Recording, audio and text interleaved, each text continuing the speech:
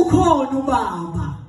Lithi iBhayibheli lendoda yathi uma ngabe iza kuthi lithi iBhayibheli abantu bonke babengasayiboni ngoba yanga iPrince. Ithe mayibuya ibuyisa ineyingubo ezidebuzekile. Bonke abantu babengasayiboni kodwa lithi iBhayibheli ubabwayo wayibonisa kude.